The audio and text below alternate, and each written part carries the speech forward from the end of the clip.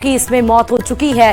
13 लोगों की एसएमएस अस्पताल में मौत हुई है और एक की जयपुरिया अस्पताल में मौत हो गई है। 9 मृतकों की अभी तक शिनाख्त हो चुकी है। 5 ऐसे लोग हैं जिनका अभी भी कौन है वो उनकी पहचान होना बाकी है। फैजान, गोविंद, राजूराम, हरलाल, महेंद्र, राधेश्याम, शहाबुद्दीन, शाहिद, अनीता मीणा की पहचान हुई है। शेष जो 5 मृतकों हैं उनकी अभी तक शिनाख्त नहीं हो पाई है। सुप्रीम कोर्ट ने मुख्य सचिव से रिपोर्ट भी तलब कर ली है और जिन 5 लोगों की अभी तक शिनाख्त नहीं हो पाई है उनका डीएनए टेस्ट किया जाएगा ताकि उनकी शिनाख्त की जा सके। आपको बता दें कि अब तक 14 लोगों की मौत हो चुकी है। 13 लोग एसएमएस अस्पताल में बताए जा रहे हैं। एक शख्स की मौत जयपुरिया अस्पताल में हुई है। उन सभी में से 5 लोगों की अभी तक शिनाख्त नहीं हो पाई है, पहचान नहीं हो पाई है, लेकिन 9 लोगों की पहचान हो चुकी है। जिन 5 लोगों की शिनाख्त अभी नहीं हो पाई है उनका डीएनए टेस्ट कराया जाएगा। और ये भी आपको बताते चले कि सुप्रीम कोर्ट ने मुख्य सचिव से रिपोर्ट भी तलब कर ली है। बताते चले ये भीषण अग्निकांड की घटना दरअसल शुक्रवार सुबह 5:44 पर होती है, जब एक गैस से भरा कंटेनर डीपीएस यानी कि दिल्ली पब्लिक स्कूल से जब यू टर्न लेता है तो वो टकरा जाता है एक टैंकर से और उसके बाद एक भयंकर बम ब्लास्ट होता है और उसके बाद से वहां पर खड़े जो तमाम गाड़ियां थी उसकी चपेट में आ जाती हैं और इसमें कई लोग झुलस जाते हैं। 43 ऐसे मरीज जो केवल एसएमएस अस्पताल में पहुंचते हैं और उसमें से 13 लोगों की मौत हो चुकी है। 25 ऐसे मरीज हैं जो 75% से ज्यादा झुलस गए हैं, जो अभी भी जिंदगी और मौत के बीच जंग लड़ रहे हैं और डॉक्टर के सामने एक बड़ी चुनौती है उनके जीवन को बचाने की।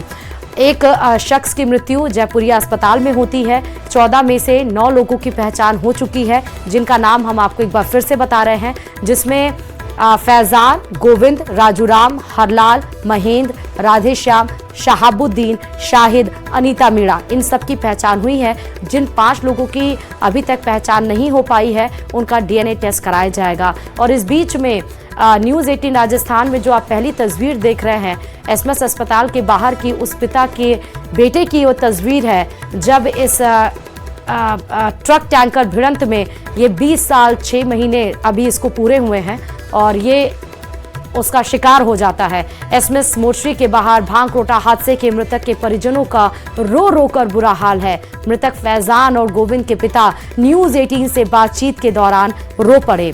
देखिए क्या कुछ उन्होंने बोला जब हमारे संवाददाता ने उनसे सवाल किया। तो रात को 9 बजे निकला था बस से लेक सिटी इसके मामा के आने। तो उसको रात को उसकी मम्मी से बात हुई थी मेरे से। तो क्या करने निकला था? शादी थी और यहाँ आया था इसके मामा का। तो बागरोड़ा थाना से फोन आया सुबह, कैसा सा हो गया अब? नहीं, शादी में आया, शादी है यहाँ पे 28 तारीख से। अच्छा। तो वो यहाँ पहले आ रहा था जोटवाड़ा में उसके मामा के घर और ऐसा हादसा हो गया। तो अकेला आया था? अकेले ही था वो, हम सब बाद में आने का था। मैं कितने साल का था? 20 साल 6 महीने का हुआ है। जो बिल्कुल बुरी तरह से जल चुकी थी, ऐसी डेड बॉडीज अपने रिसीव करी। 5 वो पेशेंट हैं, उसके अलावा जो सीरियस पेशेंट थे उनमें से 8 ही डेड आज सुबह 5 बजे तक हो गई थी। तो इस तरह से कुल मिलाकर टोटल हमारे पास अभी 13 डेथ रिपोर्टेड हैं और एक डेथ जो डेड बॉडी है वो जयपुरिया अस्पताल में हुई थी। इस हिसाब से 14 हैं। अभी 27 पेशेंट्स अपने यहाँ पर भर्ती हैं और उनका इलाज सभी चिकित्सक मिलकर अपनी भरपूर कोशिश कर रहे हैं कि मोर्टेलिटी जितनी कम से कम हो उसके प्रयास में लगे हुए हैं। लेकिन फिर भी कुछ पेशेंट्स काफ़ी सीरियस हैं। सभी चिकित्सक लगे हुए हैं किसी भी तरह से उनको बचाने के लिए।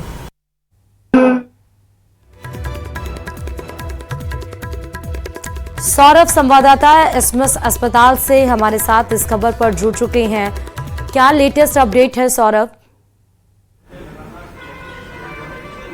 देखिए अभी कांग्रेस के नेता सचिन पायलट यहां पर पहुंचने वाले हैं और घायलों का हाल जो है वो यहां पर जानेंगे। कुछ ही देर में उनका आने का कार्यक्रम है और उससे पहले कांग्रेस के अन्य नेता जो हैं वो यहां पर पहुंचे हुए हैं। लेकिन जिस प्रकार का हेल्थ बुलेटिन एसएमएस अस्पताल प्रशासन ने जारी किया है, मरीजों की हालत जो है वो गंभीर बताई जा रही है। वेंटिलेटर पर मरीज हैं और क्योंकि डॉक्टर राकेश जैन के ही यूनिट में पूरा इलाज जो है वो चल रहा है। उनसे बात करने की कोशिश करते हैं कि आखिरकार किस प्रकार की स्थिति जो है वो। सर, मरीज जो आपके वहाँ पे 27 मरीज एडमिट हैं, किस किस प्रकार की कंडीशन में है फिलहाल?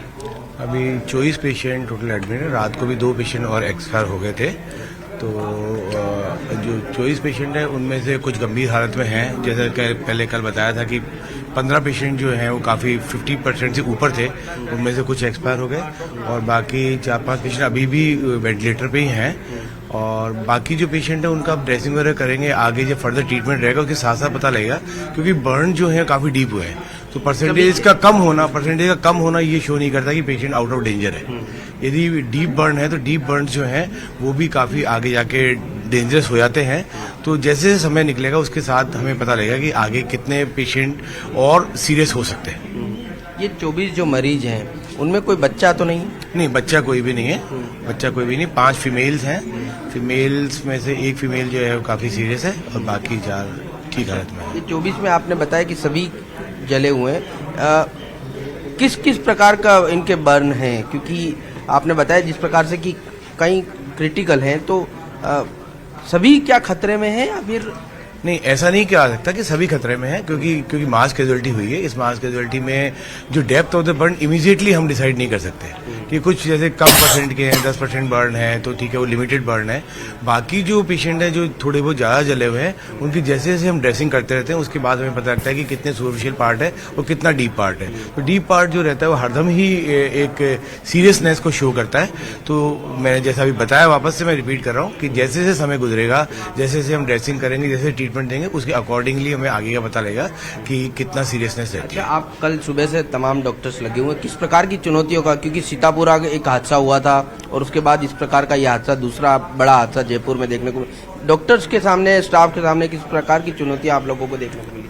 कल सुबह जैसा कि आपको सभी को पता है कि सुबह करीब 6:15 से 6:30 के बीच में सारे पेशेंट आना चालू हो गए थे। तो इनिशियली हमारे पास ऑलरेडी बर्न वार्ड में पेशेंट थे। उन बर्न वार्ड को पेशेंट को हमने कहीं और शिफ्ट किया। नीचे की तरफ एक नया आईसीयू बनवाया था, वहाँ हमने पेशेंट को शिफ्ट किया। हमारे वहीं पे जो कम सीरियस पेशेंट थे उनको वार्ड में एक के साथ में 2 को एडजस्ट किया इनिशियली, और उसके बाद हमने पूरा बर्न वार्ड खाली करा के उसको आइसोलेट किया, जिससे कि सारी जो मैन पावर है एक ही साथ हम उसको ट्रीट कर पाए और सारी मैन पावर भी हमारी मैक्सिमम यूटिलाइज हो सके। तो जो बाकी डिपार्टमेंट, हमारे सारे रेजिडेंट, पूरा डिपार्टमेंट हमारा, वहाँ सारे कंसल्टेंट, नर्सिंग स्टाफ और वार्ड बॉयज वगैरह सारे जो पैरामेडिकल स्टाफ है, सबने एक टीम जुटता होकर, प्लस प्रशासन ने पूरी तरह से, जो हमारा एडमिनिस्ट्रेशन है वो भी वहाँ सुबह से आप देख ही रहे थे, कल सुबह से लेकर शाम तक वहीं थे और जितने जो भी चीज़ों की जरूरत पड़ रही थी इमीडिएटली हम उनका अरेंज कर रहे थे। सर, बर्न केसेज में इन्फेक्शन एक बहुत बड़ा खतरा होता है मरीज के स्वास्थ्य के लिहाज से। किस प्रकार के इन्फेक्शन जो है वो होने के खतरे, और चूंकि परिजन भी वहाँ पर पहुँच रहे हैं, तो क्या उनको मिलने दिया जा रहा है या फिर बाहर ही रखा जा रहा है? किस प्रकार से मैनेज किया जा रहा है? जितना हो सकता है हम परिजन को रेस्ट्रिक्ट कर रहे हैं, बट एक मरीज के साथ में एक अटेंडेंट जब भी हमको नीड होती है हम कर लेते हैं। बाकी हमारे पास इतना नर्सिंग स्टाफ, नर्सिंग स्टूडेंट्स और बाकी लोग हैं जो कि उन सब परिजनों की मरीजों की केयर कर पा रहे हैं। बहुत बहुत धन्यवाद। तो ये है डॉक्टर राकेश जैन, जिनके यूनिट में ये इलाज जो है चल रहा है, और सचिन पायलट यहाँ पर पहुँच चुके हैं। आपको तस्वीरें दिखाने की कोशिश करते हैं। सचिन पायलट जो है वो यहाँ पर पहुँचे हैं, घायलों का हाल जानने के लिए इस वक्त यहाँ पर पहुँचे हुए हैं, और अस्पताल के तमाम जो अधीक्षक और अन्य पदाधिकारी हैं वो भी यहाँ पर मौजूद हैं। और आपको तस्वीर आप देख सकते हैं किस प्रकार की गहमा गहमी, क्योंकि उनके साथ कई और नेता भी यहाँ पर पहुँचे हुए हैं। कृष्णा पुनिया यहाँ पर उनके साथ में मौजूद हैं, साथ ही अन्य जो कांग्रेस के नेता हैं वो भी यहाँ पर पहुँचे हुए हैं। तो घायलों का हाल जानने के लिए सचिन पायलट जो है वो यहाँ पर पहुँचे हैं, और किस प्रकार के हालात हैं, क्योंकि देखिए 24 मरीज अभी भी जो है वो इलाज ले रहे हैं। तो उनके इलाज के लिहाज से जो है वो तमाम मरीजों के हालात और संभवतः परिजनों से भी बात जो है वो सचिन पायलट यहाँ पर करेंगे। लेकिन चूंकि पहले मरीजों के हाल जो है वो जानेंगे और उसके बाद संभवतः मीडिया से मुखातिब जो है वो होंगे। लेकिन इससे आगे संभवतः मीडिया की जो है वो अलाउ नहीं है, और चूंकि बर्न यूनिट में जो है वो इलाज चल रहा है, इसलिए आज से अभी कह सकते हैं कि अधीक्षक जो है वो इस पूरे जहाँ पर किस प्रकार का इलाज चल रहा है उसकी जानकारी देते हुए यहाँ पर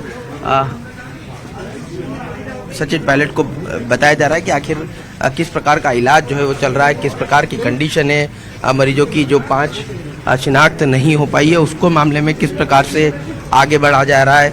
इन तमाम पहलुओं के बारे में जानकारी जो है वो इस वक्त यहाँ पर जुटाने की कोशिश जो है वो सचिन पायलट कर रहे हैं और इसके बाद संभवतः मीडिया से मुखातिब जो है वो होंगे। लेकिन आप देख सकते हैं कि यहाँ पर किस प्रकार से अब जो है वो बर्न यूनिट की तरफ सचिन पायलट जो है वो रवाना हो रहे हैं। जी सचिन पायलट से सौरभ बात नहीं हो पा रही है क्या? हाँ बस इससे आगे मत जाओ, बात नहीं हो पाएगी। हाँ ठीक है। अविनाश जी इधर ले लो, नहीं ऊपर मत जाओ भैया।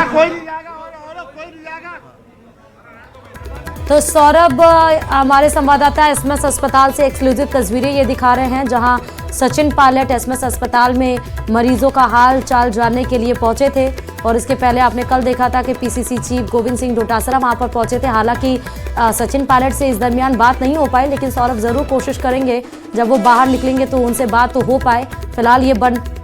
सौरभ लगातार हमारे साथ जुड़े हुए हैं। सौरभ, सचिन पायलट से बात नहीं हो पाएगी क्या? जी बिल्कुल होगी, लेकिन पहले मरीजों की हाल और परिजनों से बातचीत जो है वो पहले सचिन पायलट करेंगे, उसके बाद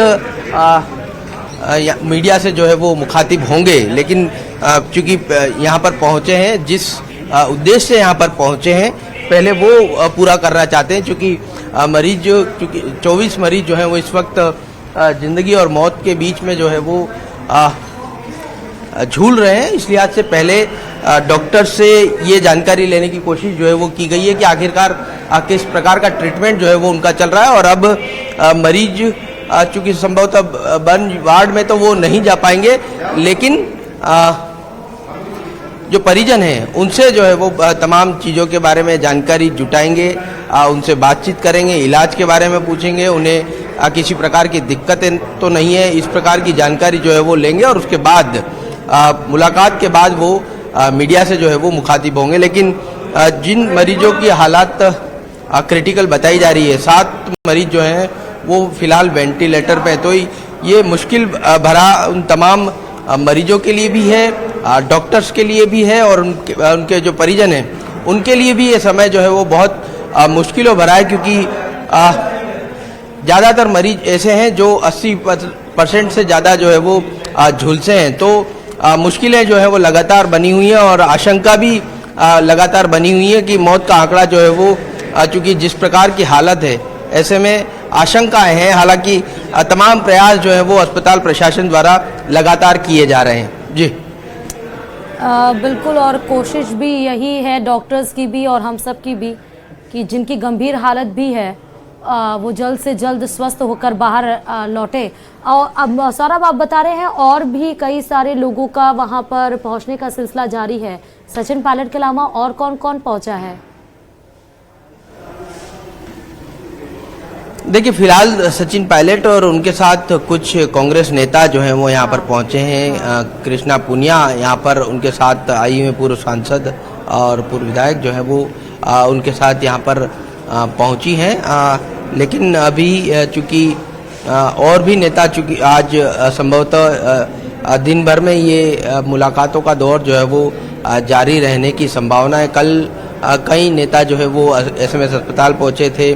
मुख्यमंत्री ने घटना के तुरंत बाद अस्पताल आकर तमाम व्यवस्थाएं जांची परखी थी और डॉक्टर्स को संपूर्ण इलाज इनका करने के निर्देश जो है वो दिए गए थे। और उसके बाद देखने को मिला था कि दिन भर ये सिलसिला जो है वो लगातार चलता रहा। तो आज भी संभवतः ये सिलसिला चूँकि जारी रहेगा। 24 मरीज अभी भी इलाज जो है वो ले रहे हैं, तो आज भी संभवतः तमाम नेता जो है वो यहाँ पर पहुँचकर मरीजों का हाल जो है वो जान सकते हैं। लेकिन हाल फिलहाल सचिन पायलट यहाँ पर मौजूद हैं। बर्न यूनिट में भी वो मरीजों का हाल जानने के लिए पहुँचे हुए हैं और कुछ देर में ही वो यहाँ पर पहुंचेंगे और मीडिया से मुखातिब होंगे। सौरभ, आप बता रहे थे कि एसएमएस अस्पताल में जो लोग भर्ती हैं वो काफ़ी दूर दूर से हैं, डूंगरपुर, अजमेर, और आने में परिजनों को 8 से 10 घंटे लग जाते हैं। तो क्या जितने लोग हैं वहाँ पर अभी, या जितने लोगों की शिनाख्त हो पाई है, सबके परिजन पहुँच गए हैं या अभी सिलसिला कम है परिजनों के पहुँचने का? जी बिल्कुल, देखिए ज़्यादातर मरीजों के परिजनों से संपर्क जो है वो हो चुका है और उनको डीओआईटी की टीम जो है वो संपर्क में है और उन्हें यहाँ पर बुला लिया गया है और कई मरीजों के परिजन जो है वो यहाँ पर पहुँच चुके हैं। इंदिराज गुर्जर हैं, उनसे बात करते हैं। वेद प्रकाश सोलंकी हैं, वो भी यहाँ पर आए हुए हैं। इंदिराज जी, जिस प्रकार का घटनाक्रम हुआ है, क्या कुछ कहना चाहेंगे? क्या कोई कमियाँ आपको नजर आई इस पूरे घटनाक्रम में? देखिए, जो भी घटनाक्रम हुआ बहुत ही गलत हुआ है, बहुत ही बड़ी दुर्घटना है कि कितने लोगों की कैजुअलिटी हुई, कितने लोग घायल हुए, क्या परिस्थितियां बनी।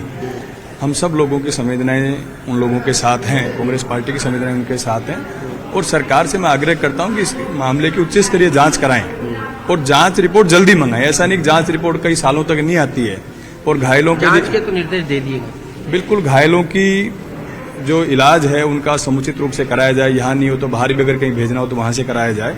और जो मृतकों को जो राशि दी गई है, मैं मानता हूँ राशि बहुत कम है, 5-5 लाख रुपए की राशि दी गई और राशि बहुत कम है।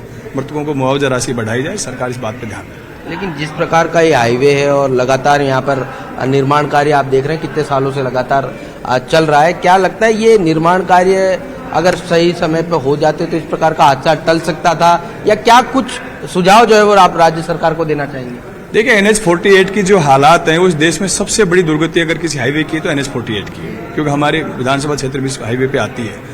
लगातार 15 से 20 साल से इसका काम चल रहा है, 4 लेन का, 6 लेन का, लेकिन अभी तक ये काम पूरा नहीं हुआ। जाम लगा रहता है, पूरी दुर्घटना इस पे होती रहती है। कहीं ना कहीं NHAI का फेलियर है। NHAI को इस बात पे ध्यान देना चाहिए कि क्या हमारी कमियां रही और उस कमियों को हम किस तरीके से ठीक करने का काम करें। कमियों को जो है वो ठीक करने का काम करें। वेद प्रकाश सोलंकी जी हैं, आप भी यहाँ पर आए हैं। किस प्रकार से, चूंकि अब तक 14 लोगों की इसमें मौत हो चुकी है और 5 की शिनाख्त जो है वो नहीं हो पाई है। देखिए, ये प्रशासन का फेलियर है। सब लोग जानते हैं कि कल किस तरह से, जब पहले कांग्रेस के तमाम लोग आ गए थे सबसे संवेदनशील प्रोटेक्ट करने के लिए, और कांग्रेस के सभी लोग, कांग्रेस के नेता हमारे सचिन पायलट जी आए हैं, कल भी कांग्रेस पार्टी के हमारे सभी नेता आए थे। कांग्रेस ऐसे कामों में हमेशा जन सहयोग के माध्यम से आगे रहती है। हमेशा पहले भी चाहिए यहाँ पे ब्लास्ट हुए और भी कोई भी घटनाएं हुई हो, कांग्रेस के सभी लोग आते थे। देखो, इसको मैं पॉलिटिकल नहीं, लेकिन जिस प्रकार की घटना हुई है, क्या सुझाव है कि इस प्रकार की घटना दोबारा ना हो? होनी चाहिए। ये तो सारे सब मालूम है, सारी चीजें वहां पे जाके कि जो स्थिति हो रही है वहां पे, कि जो हाईवे, ये पता था कि ये हाईवे में स्थिति है कि जो पिछले 3-4 साल से लगातार इस हाईवे पे बहुत बड़ा दबाव है। रोडों का, पुलियों का निर्माण कार्य बहुत धीमी गति से चालू हो रहा है और ऐसे जो घटनाक्रम है ये नहीं होनी चाहिए थे। जो कल की घटनाक्रम है ये सरकार का फेलियर है एक तरह से। लेकिन हमारी सबकी संवेदनाएं जो मृतक आश्रित है उनके साथ हैं, जो घायलों के साथ हैं। हम लोग सब चाहते हैं कि ये जो ये घटनाएं होनी चाहिए थी ये नहीं होनी चाहिए थी और इसमें कम कैजुअलिटी में इनमें बचाया जा सकता था अगर संसाधन वहां पहले पहुंच जाते। 1.5 घंटे बाद में संसाधन वहां पहुंचे हैं। ठीक है सौरभ।